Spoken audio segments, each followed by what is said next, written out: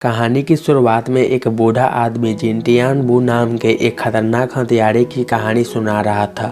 उसने एक ही परिवार के 18 लोगों को मौत के घाट उतार दिया था। कुछ बच्चे मास्टर हुआंग के साथ ये कहानी बड़ी दिलचस्पी से सुन रहे थे। ये चारों बच्चे एक दूसरे के बहुत अच्छे दोस्त थे। बाद में वो चारों बच्चे खेलते हुए उस खतरनाक हथियारे जिन की बातें करने लगे। उनमें से एक लड़का चाऊ कहने लगा कि अगर उसका सामना कभी जिन से हुआ तो वह उसे बाजी नाम के अपने कुंफू स्टाइल से हरा देगा। यह सुनकर सभी हंसने लगे क्योंकि चाऊ ने सिर्फ इसके बारे में पढ़ा हुआ था, लेकिन उस कुंफू स्टाइल में उसे लड़ना नहीं आता था। इसके बाद चाऊ गुस्से में आकर प्रेस्टिक करने चला गया। रात को वह अपने दोस्त बोंग के पिता का जन्मदिन मनाने के लिए उसके घर पहुंचे, लेकिन वहां का खतरनाक मंजर देखकर उनका दिल दहल गया। बोंग के पूरे परिवार की हत्या हो चुकी थी। उन दोनों ने अपने दोस्त बोंग को बहुत ढूंढा, लेकिन वह नहीं मिला। चाऊ ने देखा कि उसके दोस्त बोंग के पिता के गले में एक काली सुई लगी हुई थी, जिसके आसपास का हिस्सा नीला पड़ चुका था। इसके बाद चाऊ अपने चौथे मास्टर ली के पास पहुंचा और उसे वह सुई दिखाई। ली ने सुई को ध्यान से देखकर बताया कि यह तो उसी खूंखार हथियारे का अनोखा हथियार है। यह सुई इतनी खतरनाक है कि किसी को भी 15 मिनट में मार सकती है। फिर चाऊ ने ली से पूछा कि क्या असलियत में कभी उसका सामना जिन से हुआ है। इस पर ली ने कहा कि जिसने भी जिन को देखा है वो आज तक जिंदा ही नहीं बचा। अगली सुबह मास्टर हुआंग को भी बोंग के परिवार वाले लोगों की हत्या की खबर मिली। उधर पुलिस वालों ने पूरे शहर में इश्तिहार लगा दिए कि जो भी उन्हें जिन का पता बताएगा उन्हें सरकार की तरफ से बहुत बड़ा इनाम मिलेगा। सबको पता चला कि जिन ने पूरे परिवार को मार दिया है और एक कीमती चीज भी चुराई है। उधर चाऊ ने यह इश्तिहार देखकर अपने दोस्त के लिए बदला लेने का फैसला किया। उसी रात अचानक से चौथे मास्टर ली और चाऊ पर अनजान बदमाशों ने हमला कर दिया, लेकिन ली और चाऊ ने मिलकर उनका जबरदस्त तरीके से मुकाबला किया। इसके बाद हमलावर भागकर अपने लीडर के पास गए और उन्होंने बताया कि वह चाऊ को मारने में नाकामयाब रहे। उस लीडर के चेहरे पर काफी गहरा जख्मी भी था और वह जोर जोर से उन पर चिल्लाने लगा। वहीं ली ने चाऊ को कहा कि वह उसे आगे नहीं सिखा पाएगा। वह जानता था कि चाऊ बाजी कुंफू स्टाइल सीखना चाहता है, इसलिए उसने चाऊ को सलाह दी कि उसे सिवेन नाम के एक गुरु से सीखना चाहिए। सिवेन बाजी कुंफू स्टाइल का सबसे बड़ा मास्टर है। अगले दिन चाऊ सिवेन की स्कूल की तरफ निकल पड़ा। वह सिवेन के पास पहुंचा और सीखने की गुजारिश की, लेकिन सिवेन ने उस पर बिल्कुल ध्यान ना देते हुए कहा कि वो नए बच्चों को नहीं सिखाता। लेकिन चाऊ बाजी कुंफू स्टाइल को इतनी जुनून के साथ सीखना चाहता था कि वह अगले 2 दिन तक स्कूल के बाहर वैसे ही खड़ा रहा।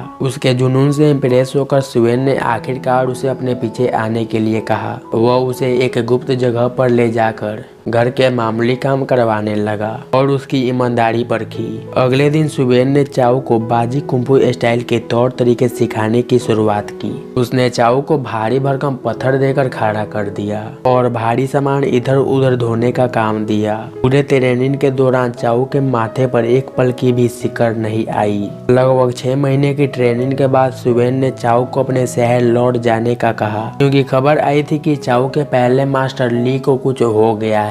बिना समय गवाए चाऊ शहर पहुंचा तो उसे पता चला कि मास्टर ली की तो मौत हो चुकी है। और तो और आम लोगों को लगता था कि चाऊ ने ही ली को मारा है, क्योंकि ली ने चाऊ को अपने स्कूल से दूर भगा दिया था। शहर में तो यह भी अफवाह थी कि चाऊ उस खूंखार हथियारे से मिला हुआ है। इस सब से डरकर चाऊ शहर से भाग गया और अपनी पुरानी एकेडमी पहुंचा, जहां उसे वही काली सुई मिली जो उसे बोंग के घर से मिली थी। अब उसे यकीन हो गया कि ली का खून जिन ने ही किया है। इसके बाद घूमते घूमते लिन की मुलाकात स्वांगर से हो गई। वह उसे अपने साथ घर ले आई, जहां उसका भाई नशे में धुत पड़ा था। उसे पता चला कि उसका दोस्त जेन नशे का आदी हो चुका है और इसी वजह से उसके परिवार के सर पर कर्ज हो गया था, जिसे चुकाने के लिए उसे अपना घर तक गिरवी रखना पड़ा। उसके पिता इस सदमे को बर्दाश्त ना कर सके और कुछ दिन पहले ही चल बसे। चाऊ ने उसे हौसला दिया और वह दोनों मिलकर ली के कब्र पर पहुंचे। चाउ ने वादा किया कि वह ली के मौत का बदला जरूर लेगा। इसके बाद वह फिर से अपने मास्टर सुवेंग के पास चला गया। फिर सुवेंग ने उसकी ट्रेनिंग और भी सख्त कर दी और बड़ी बारीकी से बाजी कुंफू स्टाइल सिखाने लगा। एक दिन सुवेंग अचानक एक किताब और एक खड्ड छोड़कर चला गया। खड्ड में लिखा था कि उसने चाउ को बाजी कुंफू स्टाइल पूरी तरीके से सिखा दिया है, लेकिन उसका अभ्यास करके माहिर बनने की जिम्मेदारी चाउ की है। इसके बाद चाउ अपना बदला लेने के लिए जिन को ढूंढने लगा। जब चाउ शहर में वापस आया तो उसने देखा कि जो बदमाश स्वैंगर को चाकू की नोक पर अगवा कर ले जा रहे थे, असल में जेन ने अभी तक पैसे लौटाए नहीं थे। ऐन मौके पर चाउ ने आकर उन सबका मुकाबला किया, लेकिन वह स्वैंगर को बचा नहीं सका। फिर जब वह घर के अंदर गया तो जेन जमीन पर गिरा हुआ था। अचानक से बदमाशों ने उस पर हमला कर दिया। उसने नए कुंफू स्टाइल से उन्हें हरा दिया और कहा कि वह उनके लीडर से मिलना चाहता है। कुछ देर बाद लीडर वहाँ पर आ पहुँचा और यह कोई और नहीं बल्कि उसका दोस्त बोंग ही था। बोंग ने चाउ पर इल्जाम लगाया कि उसने ही उनके पूरे परिवार की हत्या की है। चाउ ने इस बात पर साफ इनकार किया, लेकिन बोंग कहने लगा उस रात उसने चाउ की बाजी कुंफू स्टाइल वाली किताब उस हत्यारे के हाथ में देखी थी। बोंग ने ली की मौत का भी जिम्मेदार चाउ को ही ठहराया। चाउ ने खुद को बेगुनाह साबित करने के लिए बोंग को वह काली सुई भी दिखाई जो कि उसे एकेडमी में मिली थी, लेकिन बोंग तो कुछ सुनने को तैयार ही नहीं था। उसने चाउ पर हमला किया और लड़ाई के दौरान चाउ ने उसकी छाती पर जोरदार मुक्का दे मारा, जिसे उसे काफी गहरी चोट लगी। बोंग भागकर वहां से चला गया, लेकिन जाने से पहले उसने कहा कि उनकी मुलाकात फिर से होगी। अगले दिन चाउ ने एक दुकान में जाकर कुछ कीमती सामान बेचा ताकि उन पैसों से वह स्वैंगर को छुड़ा सके। दुकान में उसे एक गमला दिखा जो उसने बोंग के घर पर भी देखा था। उसने दुकानदार से पूछा कि यह गमला किसने बेचा है, लेकिन दुकानदार ने कुछ भी नहीं बताया। आखिरकार वापस लौटते हुए चाउ ने कुछ लोगों को बातें करते हुए सुना कि मुक्केबाजी का एक मुकाबला होने वाला है, जिसमें जीतने वाले को $20 का इनाम मिलेगा। इसके बाद चाउ अपने एक आंख पर पट्टी बांधकर उस मुकाबले में पहुंचा ताकि उसे कोई पहचान ना सके। हालांकि वहां मौजूद मास्टर हुआंग ने उसे पहचान लिया, लेकिन कुछ कहा नहीं। पहले राउंड में चाउ ने समुराई योद्धा को अपने बाजू कुंफू स्टाइल से काफी आसानी से हरा दिया। मुकाबले के बाद हुआंग ने चाउ को अपने घर बुलाकर $30 दिए। फिर हुआंग ने उसे कहा कि वह उसकी एकेडमी में रहकर उसके स्टूडेंट्स को बाजू कुंफू स्टाइल में लड़ना सिखाए, लेकिन चाउ ने ऐसा करने से मना कर दिया। इसके बाद चाउ सीधा बदमाशों के पास स्वैंगर को छुड़ाने पहुंचा, लेकिन इस बार बदमाशों ने कहा कि उन्हें 30 नहीं बल्कि $50 चाहिए। इस पर चाउ को गुस्सा आ गया और उसने बदमाशों से हाथापाई करनी शुरू कर दी। आखिरकार उसने स्वैंगर को रिहा करके बदमाशों के सारे नशे में आग लगा दी ताकि वह किसी और की जिंदगी बर्बाद ना कर सके।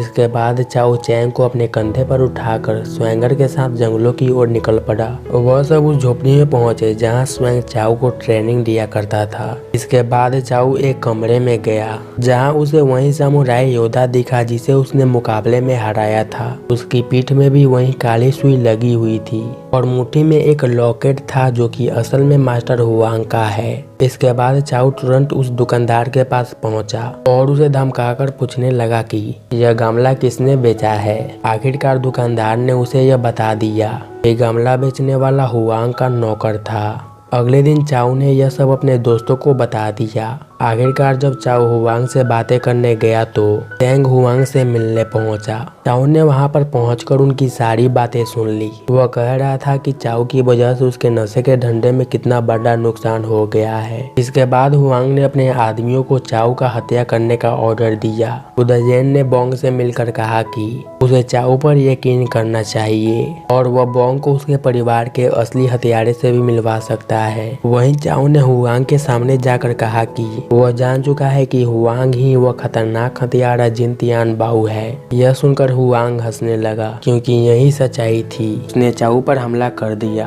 लेकिन सही समय पर चैंग और बोंग वहां पर पहुंच गए। उन तीनों ने मिलकर हुआंग का सामना किया, लेकिन हुआंग ने बोंग के शरीर में वह काली सुई चुबा दी। डरकर चैंग और चाउ चाऊ बोंग को कंधे पर उठाकर हॉस्पिटल की तरफ भागे, लेकिन कोई फायदा नहीं हुआ। उस जहरीली सुई की वजह से बोंग रास्ते में ही मर गया। उसे दफनाकर फिर से तीनों दोस्त जंगल की झोपड़ी में आ गए और चाऊ ने अपने गुरु की किताब से प्रैक्टिस करनी शुरू कर दी। कई हफ्तों की मेहनत के बाद चाऊ वापस शहर में आकर हुआंग पर नजर रखने लगा। एक दिन उसने खिड़की से कुछ ऐसा देखा कि उसके पैरों तले जमीन खिसक गई। हुआंग ने अपना मास्क उतारा और अंदर कोई और नहीं बल्कि चौथा मास्टर ली था। असल में ली कभी मरा ही नहीं और वह हुआंग बनकर रह रहा था, और जो लाश मिली थी वह हुआंग की थी जिसे ली ने ही मारा था।